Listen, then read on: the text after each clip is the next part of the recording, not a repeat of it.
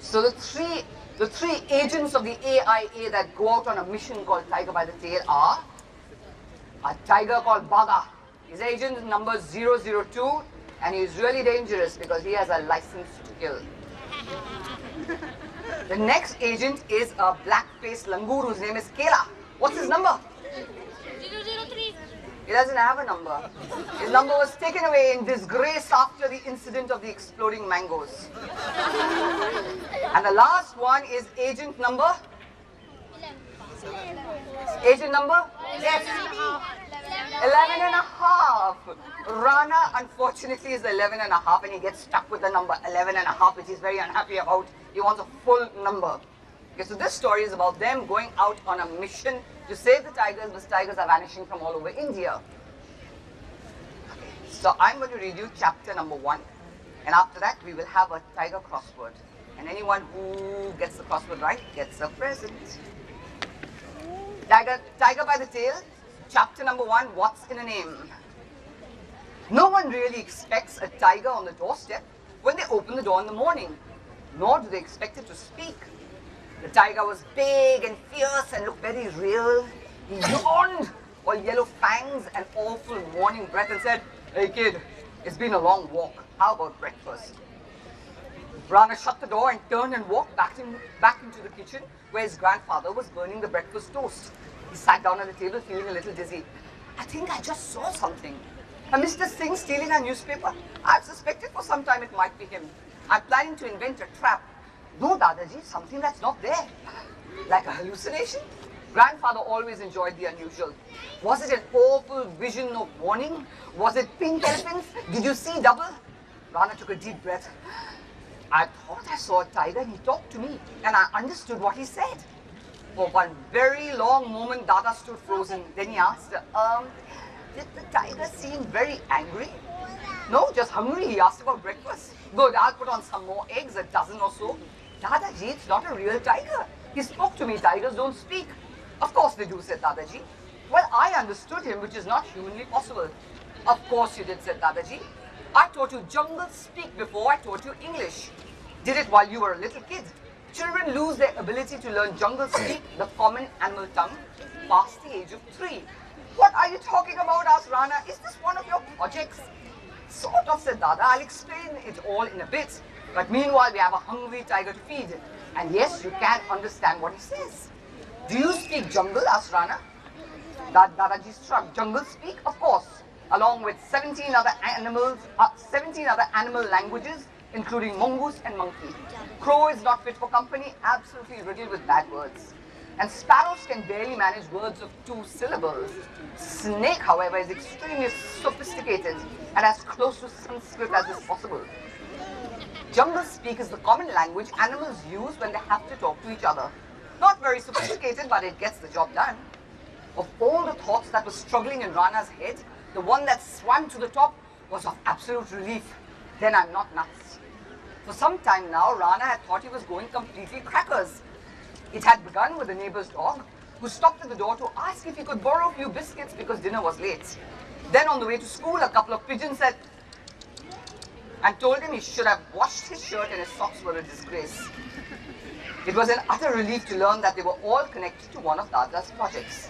Dada's schemes were aplenty and they were all of them incredible. He had them build an underground bunker in the garden just in case. He didn't say in case of what. His special toning tonic made you see pink for half an hour. Dadaji was an inventor who said his mission was to save the world with a special emphasis on animals. Now Rana had 100 questions, but with a hungry tiger on the doorstep, this clearly wasn't the time to ask them. Dadaji made up his mind. "You go out and tell that tiger to come in, I'll lay the table. Let's see, I think I had some mince in the freezer to go with those eggs." Rana took a deep breath before he opened the door. He was still hoping it was a giant hallucination and the tiger would be gone. But it was still on the doorstep, not looking very happy. "Don't you think you should let me in before the neighbors start screaming, kid?" he asked. Rana did, squeezing back against the door to let 250 kilos of pure muscle slide past him.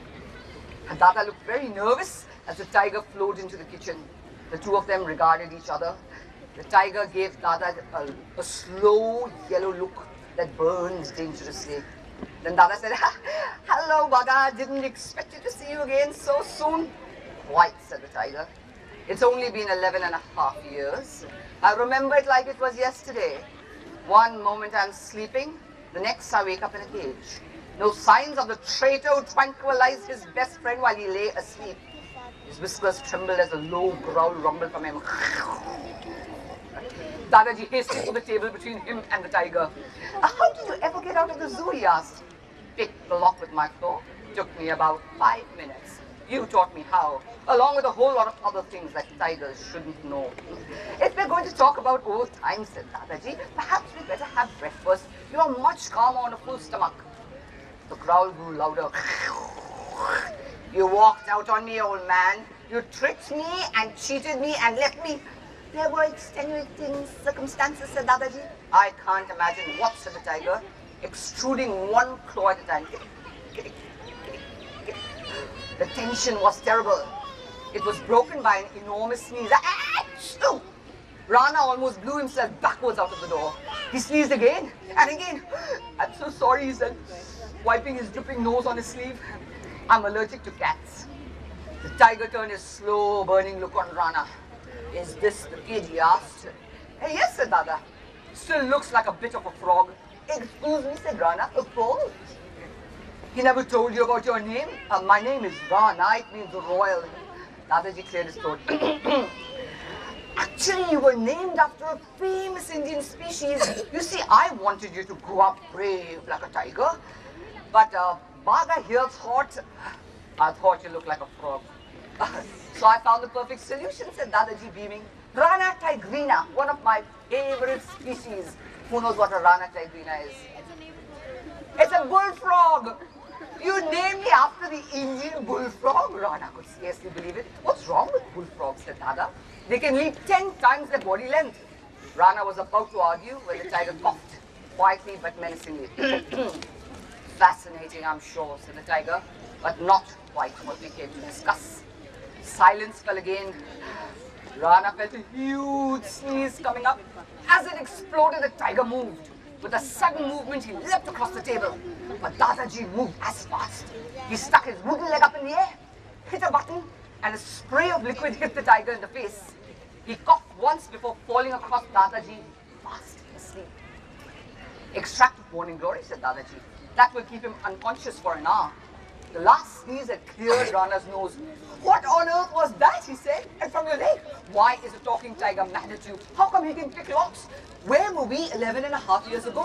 How did you learn jungle speak? And why did you name me after a frog?" "Not just any frog," said Dadaji, "a bullfrog." "I suppose I'd better start at the beginning."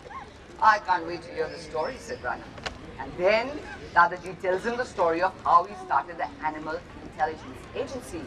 And Baga has come to ask them to go on one more mission because tigers are vanishing from everywhere.